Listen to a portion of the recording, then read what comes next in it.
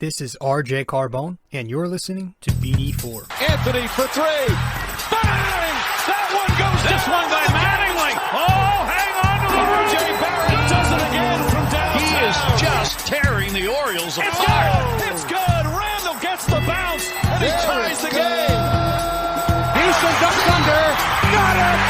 With 8 tenths left. Up and ran. Slam the other way for Aaron Judge. Penetrates, creates, and showing some dexterity as well with the left hand. Yankees win. The Yankees win.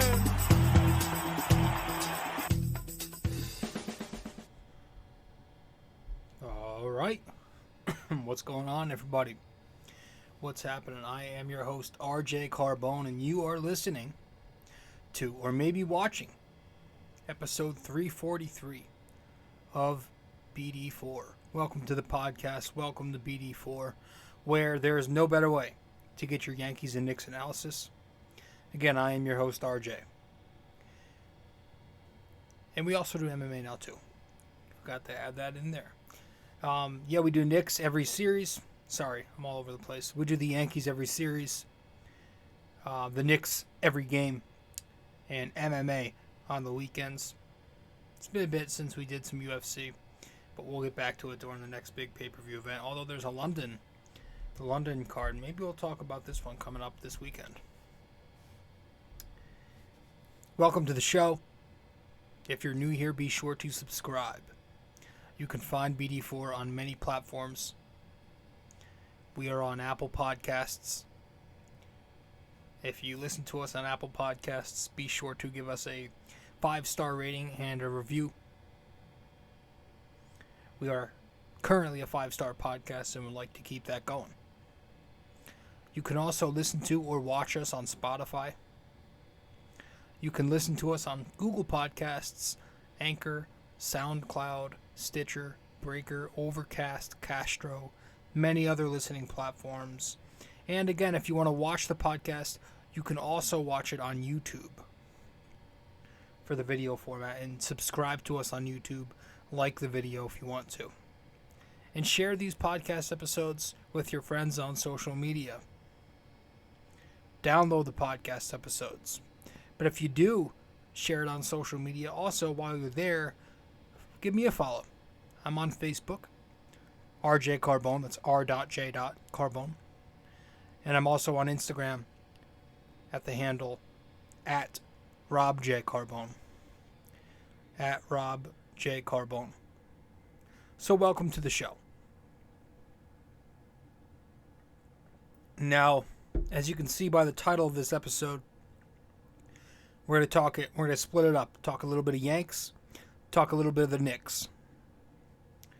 But before we do, I also want to make sure you know that I have a blog. I write for a sports network. They're called ultimatesportsnetworks.com. So if you go to ultimatesportsnetworks.com and you put into the search bar on that webpage the Bomber Bacher blog, that's my page. You'll find my blog.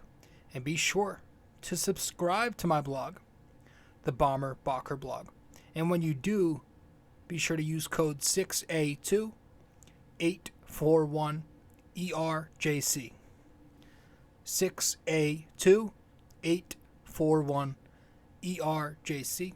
This way, you get access to every article, full articles. You get a discount on merch, and you get a discount overall, just $7.99 a month. The Bomber Bacher blog on ultimatesportsnetworks.com. With that all out of the way, again, welcome to the show. I am glad you're here. Let's talk. We got some Yankees to discuss. We're going to talk about this most recent Luke Voit trade. Run over it real quick. Then we'll briefly discuss the Knicks, because I'm not going to get too deep into the Knicks. I just don't have the energy for them lately. I don't know. I think some of it's that they're winning, so it's kind of hard to, really vent. Some of it has to do with baseball being back, so I'm trying to focus more on the Yankees now, and I'm really excited. But don't worry, we're going to be back in full force with the Knicks soon. I'm taking I missed the last 2 recaps in the podcast here, and this one's going to be a little bit brief, but I'll get the energy back. Don't worry. We got, 13, 12, something like that games remaining. We'll be good to go soon. So let's get to our first break. When we get back, we'll get to the NYY-NYK-MMA question of the day. Start up with that. Then we'll head into this Luke Voit trade. We'll talk about it. Head to break. Get back, talk about the Knicks. And we'll wrap it up. All right? So stay with us. We'll be right back.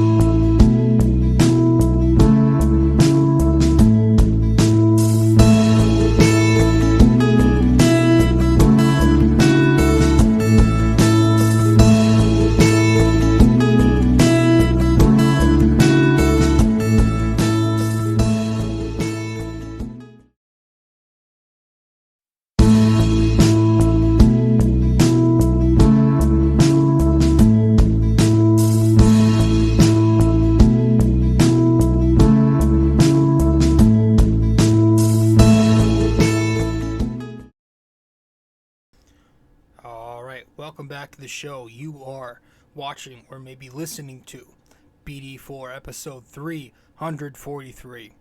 I'm your host, rjcarbone. So, let's get to it. Let's start this thing up. Warm up our brains with the NYY-NYK-MMA question of the day, which is going to be a Knicks question tonight.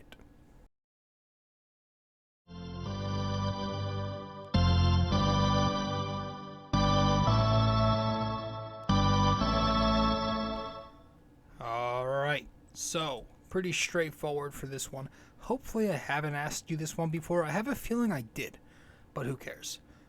For episode 343, excuse me, our NYY-NYK-MMA question of the day is, what number did David Lee wear with the Knicks? Pretty straightforward. What number did David Lee wear with the Knicks? Once again, guys, let me know the answer wherever you can reach me. If you get it correct, I'll give you a shout out. If you get it incorrect, but you at least attempt to guess the answer, I'll let you know what it is in the next episode. With that said, let's talk about this recent Yankees move that they just made earlier today as I speak. It is March 18th on a Friday. As you are listening, it should be March 19th, Saturday. All right. So, excuse me. Luke Voit. Obviously, earlier today, it was announced that the Yankees officially moved on from him. That was expected. You kind of saw the writing on the wall with the Rizzo deal last year, right? This year it became official, bringing him back. Obviously, that means he became an expendable in this overcrowded infield, which, we might need this depth soon this year with the injuries and the age. I don't know. But, yeah, listen, I'll get to my take on the trade, I guess, a little later. First, Luke was great. I love Luke Voit. I liked his drive. He was always hungry. He wanted to be in New York. He had an edge to him, right? We like those kinds of players. He was a bit of a hothead, and you need that sometimes. I remember going to the playoff game, the wild card game against Oakland. I was at that game where he hit that ball against the wall, and it ended up being a triple. Or it wasn't, I think it was officially ruled an extended double or whatever. But yeah, I was at that game. A lot of good memories with Luke. I remember when he first came up from St. Louis in the trade for Shreve. So, yeah, but Luke Voit with the Yankees overall, he had 281 games, known for his power and his plate discipline. He batted overall .271 with a .362 on base, a .520 slugging, equaling out to be an .883 OPS as a Yankee. Pretty robust. He had 14 home runs and 15 walks in his 39 games in 2018 when coming mid-season from the Cardinals. 21 home runs and 71 walks in 118 games in 2019 in his first full season here. Had 22 home runs and 17 walks in the 56 games in the 2020 shortened season. And then obviously last year, in 68 games, he had 11 homers, 21 walks. So again, power and a keen eye at the plate. We traded him for Justin Lange, so it was a straight-up deal. Yankees send Voit to San Diego. The Padres send us Justin Lange, who is a 20-year-old kid. He's a developmental rookie ball pitcher. All right, he's 6'4", 220 pounds. He has added some muscle, from what I read. Let's see if I can pull his page up here. Yeah, so Justin Lange was a former infielder when initially committed to Dallas Baptist, but he made the transition after he saw a big velocity uptick in his senior year of high school. And then fast forward to his first season in pro ball with the Padres last year in the Arizona Complex League. At age 19 last season, he debuted, and he had 9 starts, was 0-3, had a .695 ERA, 22 innings pitched, 29 strikeouts, 15 walks, 4 hit batters, 7 wild pitches, and 1 home run allowed. So there's a lot of good in there, and there's a lot of bad in there, right? You like the Ks, you like that he keeps the home runs down, you don't like the lack of control, command, and obviously the win-loss and the ERA in particular ain't too hot. His best start in the minors last year did come against the Royals affiliate when he went 4 innings, no runs, 7 strikeouts. But yeah, this is a kid who signed with the Padres for $2 million after the 2020 draft, where he was picked in the first round, number 34 overall. I was reading about him, trying to do a little bit of scouting, and from what I read, this kid, Justin Lange, is I think MLB Pipeline has him number 8 in the Padres system. Depends on where you look, because I know Baseball America had him at 16. But I was on MLB Pipeline. He's number 8. He's also the top right-handed pitching prospect in their system, and the second best pitching prospect overall he was in San Diego. Known for his power. He's a powerful righty. The Yankees like those power righties, right? We know they do. They have a lot of them in their system already. So he's got the high velo upside. Routinely sits in the mid to high 90s. He can touch the triple digits with the fastball. And the fastball also has a bit of run and sink to it. It's graded. I was looking at the 2080 scale. Fastball's a 65. So I believe that's a plus pitch. It's got a bit of a low arm slot delivery, which, is kind of unorthodox. There's some concern there, but the scouts like him. They say he's got a big time ceiling. They say, again, he's 20 years old, so he is a ways away from the big leagues. He's still a very raw project prospect. And, his biggest issues, as we've just discussed, control and command. And that's normal for a kid who can't even buy a drink legally yet, right? That's completely normal. But he also has to, refine his slider and his changeup a bit more too. His slider is more of a power slider. It's probably his second best pitch, but it's still very inconsistent. And the changeup, he does not throw that often. So his ETA is 2024. I just wish Cashman could have gotten a little more, with trading Luke Voit. Not that Lange is bad. Not that this kid can't be great. Maybe he can be. Maybe he develops into a solid number 2, number 3, right? You never know. But we need help right now. We needed major league ready talent. You'd think that with Voit, I know he had health concerns. He's 31 years old, defensively challenged. But you'd think with Voit, you could have netted something, as he's going to the National League as most likely a DH. Right? He won't have to worry about defense over there.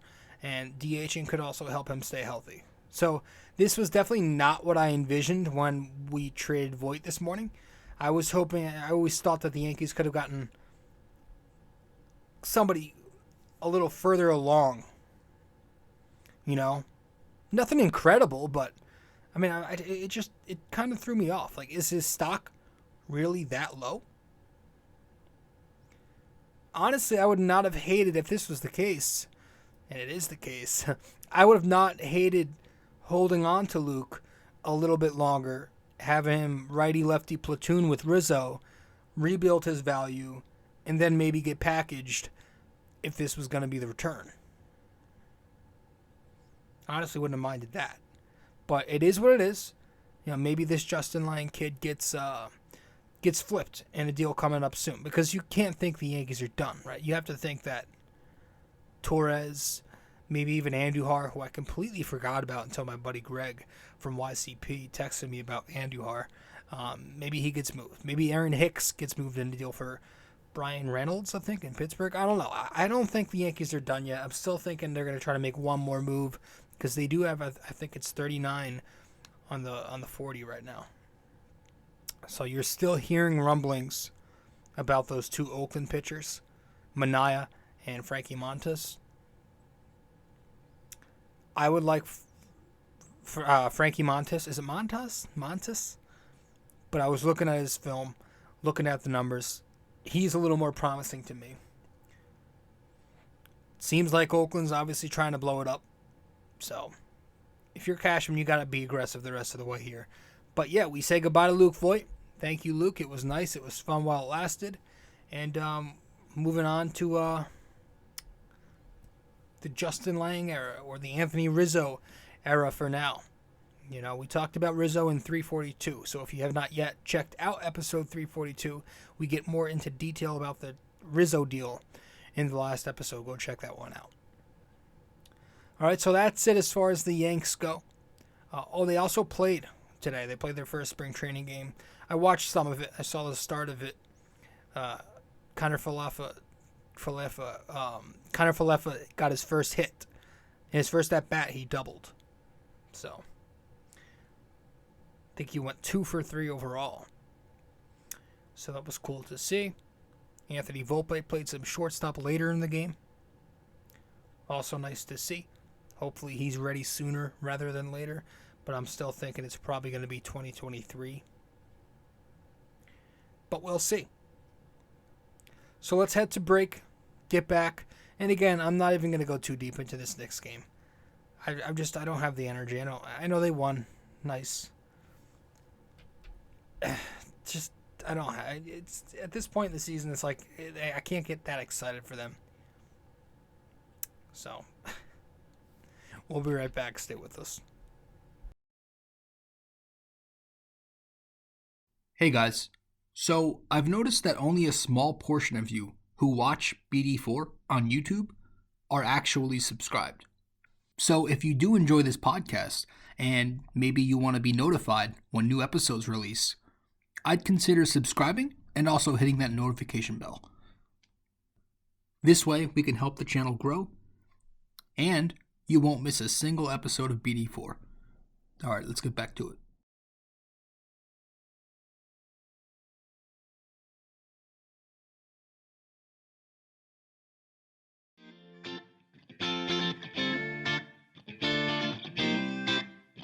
So, if you guys want to follow me on social media, be sure to do so right now. I'm on Facebook at rjcarbone, And I'm also on Instagram at rjcarbone. Once again, if you want to find me on Facebook, that is rjcarbone. Instagram at rjcarbone.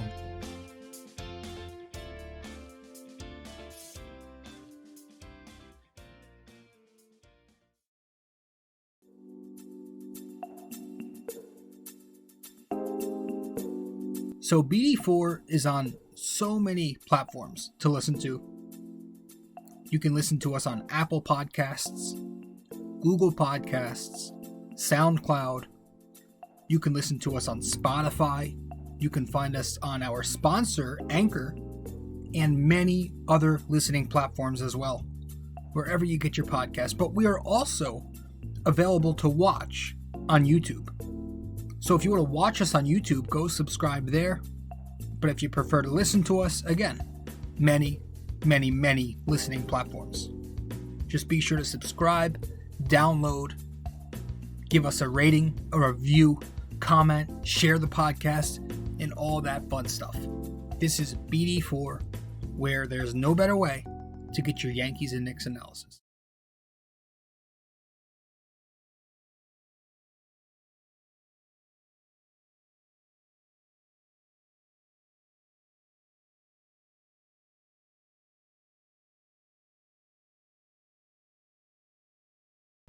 Oh, the wonderful Knicks.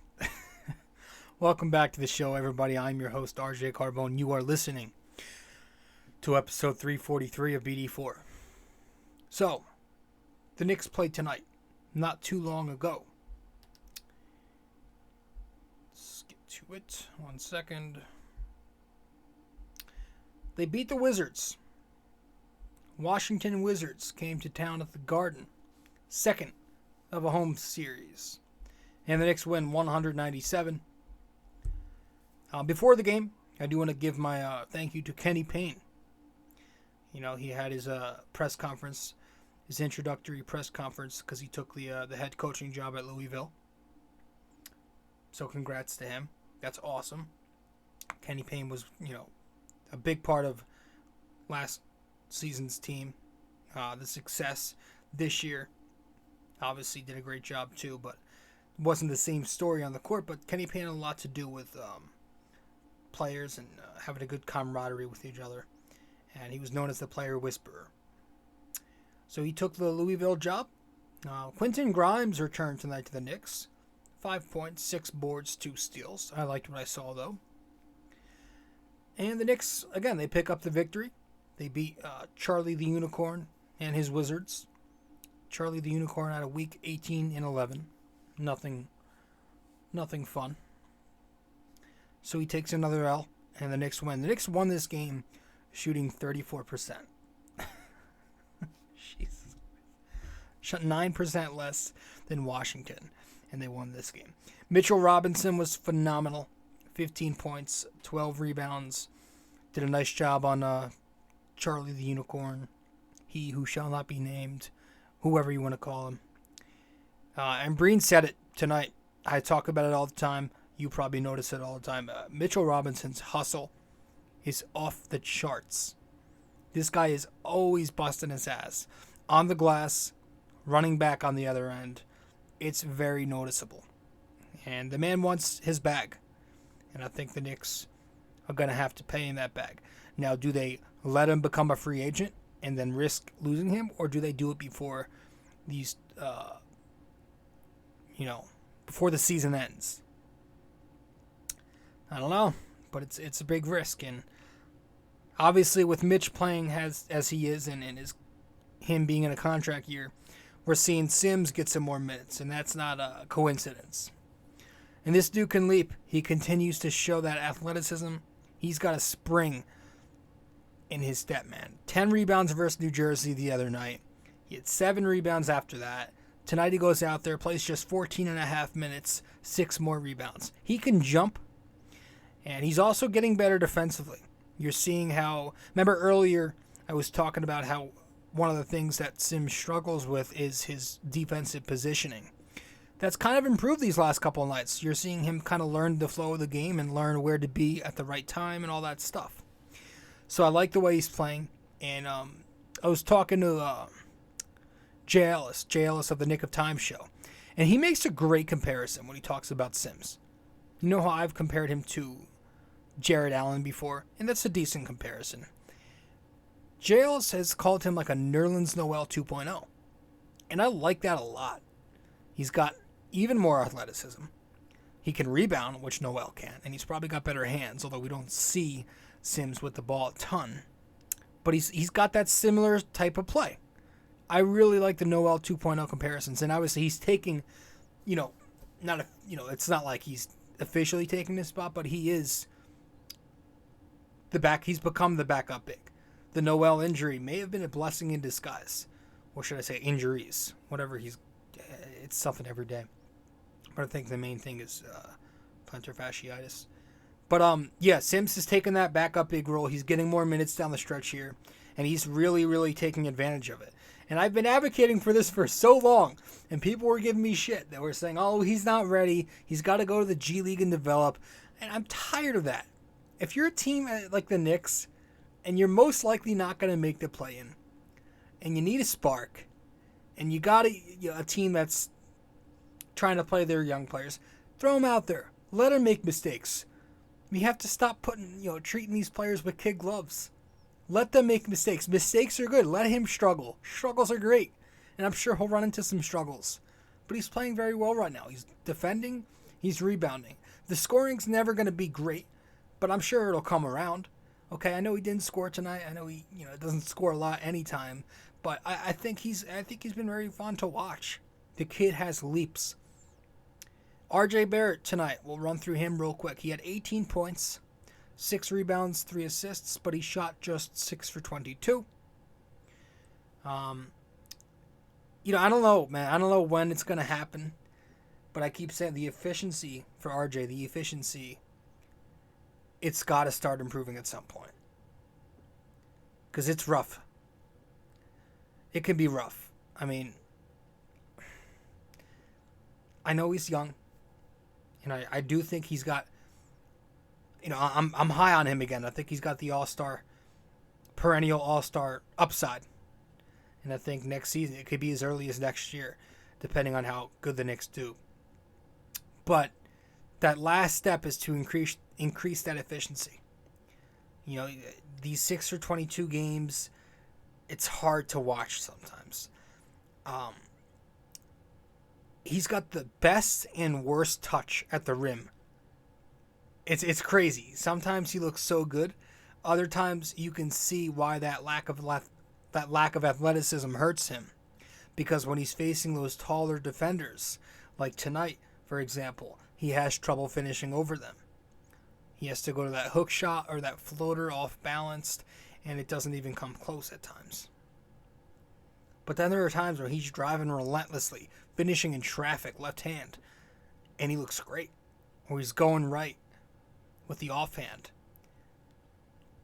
And I think a lot of the efficiency also has to do with the jumper. Now, the three-point shot is always going to be what it is, I feel like, with RJ. That's never going to be a great part of his game. It'll always be a decent part of his game. He shoots about 35%, give or take. But I think if he starts taking that mid-range more and putting in work, he likes that jumper right around the nail. I think that could be his bread and butter. Work off of that. Base your game predicated off of that mid-range jumper. And, I think that'll add a lot more to your offense, and it'll get him going. So I think the mid-range can be his bread and butter. Start taking a little more. He's taking, take 2 or 3 every other game or so. But I think if he makes it more of a go-to, and he practices that over the summer, and he becomes an above-average mid-range guy, there's your 20-25 points tonight. Instead of talking about 18 to 20, maybe you got a guy who's hitting 20 to 25, because he's even starting to hit the free throws now, right? And we always talk about how free throws can be an indicator for how good of a shooter you can be.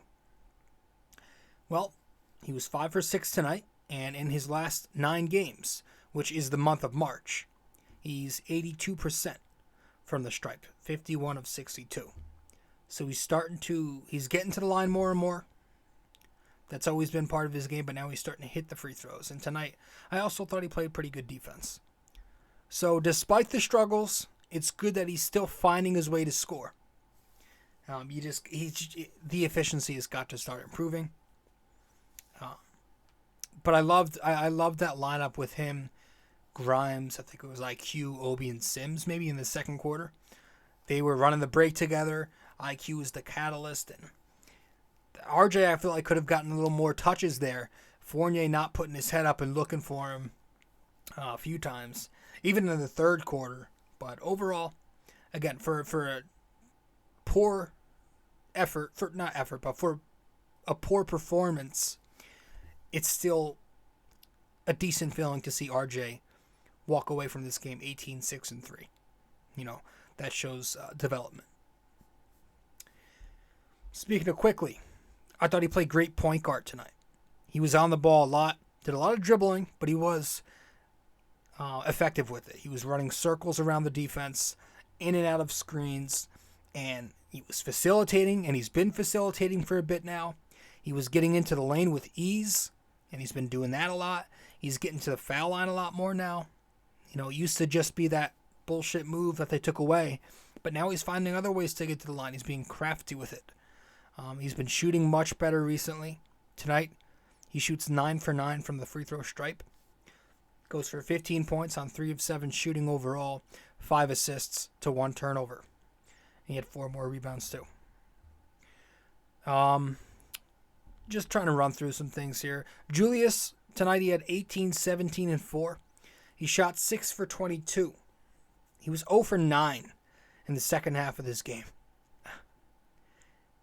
He's got to stop settling for the threes. It's the same stuff. You'll see him push the pace occasionally, but he always reverts back to himself. It's so frustrating to watch, too. To watch him take the ball up court and slow it down significantly when you've got RJ Barrett right next to him.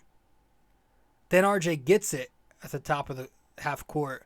He'll throw it right back to Julius in the pinch post. And Julius is posting up and slowing the game down. It's like RJ gets these games, and he's been getting a lot recently where he's getting more touches. But lately, it's like Randle's starting to, take that ego hit, and he wants his touches again. But hey, he did have 17 rebounds. They were huge, so credit to him for contributing elsewhere. And the Knicks overall, I think, were 60-38 to Washington on the boards. So, and then last but not least here, Fournier. Looks like he's turned a corner. He's been playing well for a while now. Got to give him credit. Still not the biggest fan of him. I think a lot of the time his defense is so bad that it'll kind of neutralize even his best offensive showings. But I do give him credit for hitting his shots. That's why we got him. He's coming up on the franchise record for three-pointers made. And it seems like we're getting him involved in these motion actions a lot more recently. Where he's shooting after a lot of off-ball movement. And, obviously, again, for the Knicks, that is key. This is a team that doesn't run a lot in the half court off the ball. Well, we're getting some Fournier actions, and it's been paying off for him and the offense as a unit. So, good game tonight. It's nice to win. It's nice to see some good contributions from the kids. Hopefully, Sims gets more than 14 minutes next game. Hopefully, Grimes works his way back to getting those 25 to 30-minute efforts. But I like the way we played overall. I'm not looking at the play-in. You can. I'm just wanting to see the kids play well. And tonight I thought, again, Mitch looked great. I think Grimes, in his limited minutes, I think he played 17, looked pretty good. I thought RJ, again, he struggled from the field, yes, but again, at the end of the day, I do want to take the positive from it. 18-6-3. And Quickley, playing great point guard for a guy who gets a lot of criticism for his, point guard play. He's more of a combo guard, this and that. I would agree, but it's nice to see him get these on-ball reps, and I think it's important that he gets more on-ball reps, IQ, down the stretch here, because why not? What's the hurt, right? So that's it. We're going to head to our final break, get back, and wrap it up with RJ's parlay to conclude episode 343. Stay with us.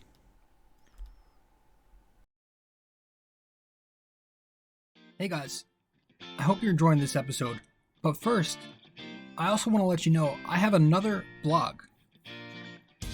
The blog I'm writing for is on ultimatesportsnetworks.com, titled The Bomber Bocker Blog.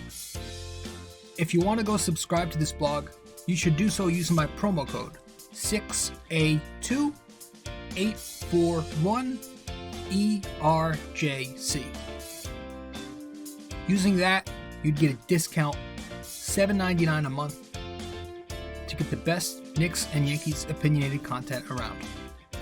Once again, guys, the Bomber Bocker Blog on ultimatesportsnetworks.com using promo code 6A2841ERJC, $7.99 a month.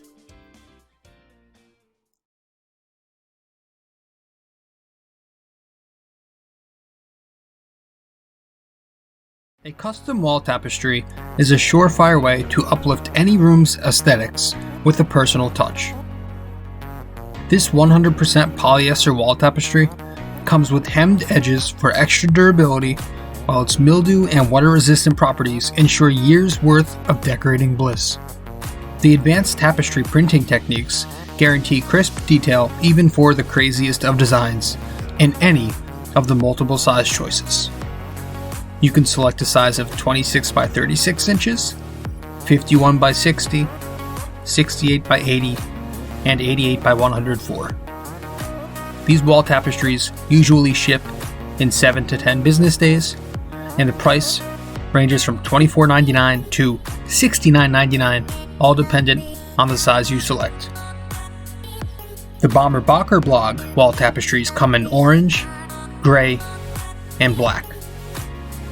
But most importantly, be sure when purchasing a wall tapestry for the Bomber Bocker Blog that you use promo code 6A2841ERJC. 6A2841ERJC. Just go to ultimatesportsnetworks.com and click on the Shop MVP tab, searching the Bomber Bocker Blog. And there you have it.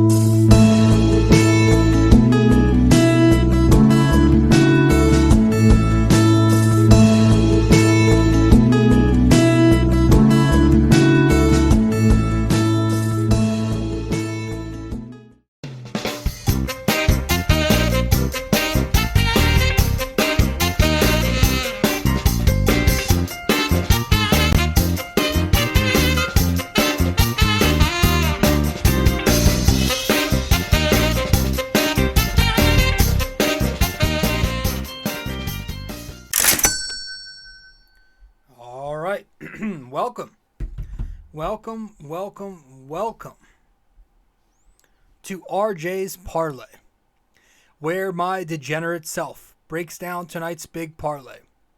If I miss, it's not surprising. If I hit, I'll probably lose it all tomorrow night, because that's how this works. Welcome to RJ's Parlay. Tonight's big parlay. Did one during this for this Knicks Wizards game, actually. We had a plus 236 9-pick parlay. And as you could see, I did a lot like individual stats for this one. I like the alternate ones because you get to choose. It's a wide variety. If you're not sure about the official over-under, you can do your own. Take some of the fun away, I guess, the thrill. but it is fun. It is, money's money. I want my money. Tonight I had RJ Barrett. We'll start with him. When we're talking about alternate points, rebounds, and assists, I had Barrett the over on 14.5 points, 3.5 rebounds, and 3.5 assists. As you can see, I hit all 3 of those. Go to Randle. I had him the over on points, alternate rebounds, and alternate assists. The over on 14.5 alternate points. The over on 7.5 boards. And the over on 3.5 assists. Cashed in on all 3 of those. And then finally, Robinson and Fournier. For Robinson, I had over 3.5 alternate rebounds. Got that. And then Fournier over alternate 1.53 points made. Got that. He had about 4, I think 3 or 4 tonight. Maybe more. He was on fire in the first half. I did the Barrett one because I figured the Wizards aren't that good of a defensive team. I don't know that they have many great wing defenders. So I'm glad that hit. Even though RJ struggled, again, he found his way to hit the over on all 3 of those. Randle, same thing. And again, 9-pick parlay. Every single one of these picks cashed. So I hit. And I got my return for 236 odds, plus 236. Now, FanDuel, I looked it up to make sure I was going to go deposit my cash. And they said I got it incorrect. They said I got the Randle 8+ boards wrong. He had 17 tonight, so I think it's a mistake. I think I'm gonna sleep on it, and hopefully overnight that shit changes and I get my money, or else I'm gonna be really mad that I got ripped off. But I think that's happened to me before, and it gets handled. But yeah, I was like, what the hell, man? And we are not sponsored by FanDuel on this show. No, we use whatever apps we want. This is just a little fun segment that I created. Customized RJ's Parlay. So that's RJ's Parlay. That's this renditions of RJ's Parlay for episode 343. Guys, that's it. That is all we've got for this episode. I'm your host, RJ Carbone. Thank you for tuning into BD4. Whether if you are listening to this episode or maybe you're watching this episode on Spotify or on YouTube, thank you. And if you want to share this with your friends, do that. You know all that stuff. We already got that out of the way at the start of the show. Thank you for tuning in, and I'll see you in the next one. Ciao.